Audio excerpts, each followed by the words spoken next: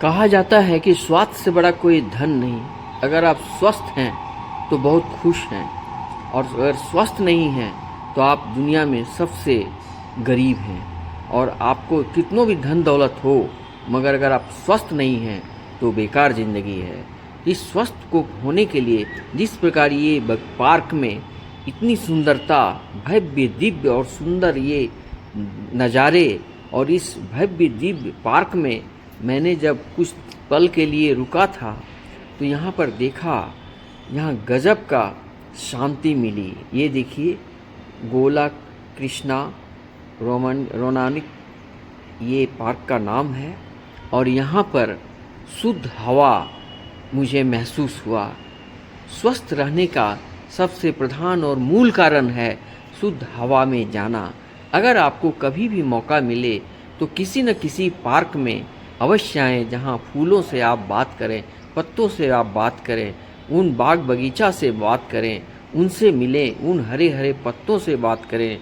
और इस प्रकार पॉल्यूशन से भरी ज़िंदगी, जहाँ न शुद्ध भोजन है, न पानी है, न शुद्ध हवा है, इससे जब निकलकर इस पार्क में मैंने जब कदम रखा तो मेरे अंदर इतनी ऊर्जा आई, इतनी खुशियाँ आई कि मैं आपको बता नहीं सकता हूँ। अगर पार्क में कोई भी व्यक्ति घूमा होगा या उसका आनंद लिया, प्राप्त किया होगा, तो वो ही इस बात को समझ पाते होंगे।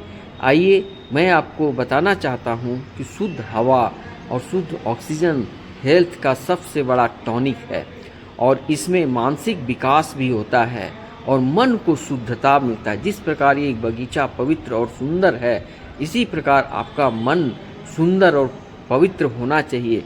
श्रीमद् भागवत गीता में ये कहा जाता है कि मन को डिटॉक्स करो, मन को नियंत्रण में करो, और मन शुद्ध तो कर्म शुद्ध, और कर्म शुद्ध तो वचन शुद्ध, और वचन शुद्ध तो सारा सफलता ही सफलता आपको मिलेगी, इसमें कोई रोक नहीं सकता।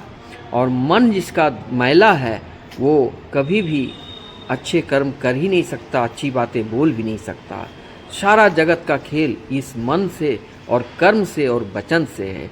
तो अपने मन, वाणी और कर्म को इस तरह से इस बागीचे की तरह बनाएं, और सुंदर सुंदर फूलों की तरह आप खिले, मुस्कुराएं, और अपने साथ में, आपके परिवार के साथ, अपने दोस्तों के साथ, अपने सभी, अपने जो आपको दुख के घड़ी साथ में देता, साथ में थे, और जो जीवन भर आपके साथ हैं, ईमानदारी से हैं, उन सबको इस प्रकार बगीचा में अवश्य ले आएं और उनको भी उनके साथ आनंद उठाएं। कितना सुंदर, कितना मोहक, कितना रमणीक जगह है। वाह, बनाने वाले ने कितना अच्छा सोच करके बनाया होगा। इस पार्क को निर्माण करने वाले और तमाम दुनिया में स्वच्छता से बढ़कर की कोई, शुद्धता से बढ़कर कुछ होती नहीं है। ठीक जिस प्रकार ये गार्डन हमारा सुंदरता है, उसी तरह हम अपने मन को और दिल को गार्डन गार्डन करके जीना चाहता हूँ। दिल को गार्डन बना लो, श्मशान मत बनाओ, और इस मन को शुद्ध हवा, शुद्ध भोजन, शुद्ध शाकाहारी भोजन खाओ। देखो, तुम्हें कोई जीवन में कोई बीमारियां नहीं। इस प्रकार इन फूलों के समान तुम्हारी ज़िंदगी हर समय खिलता जाएगा और चमकता जाएगा, और ज़िंदगी में विकास करते जाओगे। तुमको देख कर लोग कहेंगे कि वाह, क्या इनकी ज़िंदगी है फूलों की तरह, और खूबसूरती है इनकी ज़िंदगी में। सबसे खूबसूरत तो ये होती है कि ज़िंदगी जीना ही इसी का नाम है।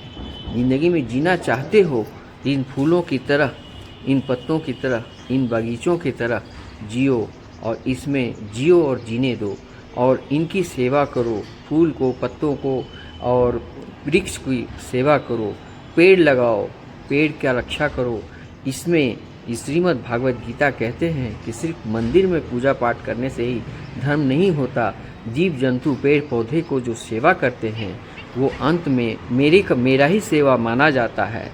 आइए, हम अपने मन को और मस्तिष्क को शुद्ध वातावरण में लेकर आएं, और शुद्ध वातावरण में ज़िंदगी जीना शुरू करें, प्रारंभ करें। इसलिए श्रीमद् भागवत गीता में श्री कृष्ण अर्जुन के माध्यम से विश्व को कहे हैं कि जो कर्मण्येवाधिता रस्ते माँ फले सुखदाचन, कर्म किए जाओ, फल की इच्छा मत रखो। और कर्म में शुद्धता होना आवश्यक है।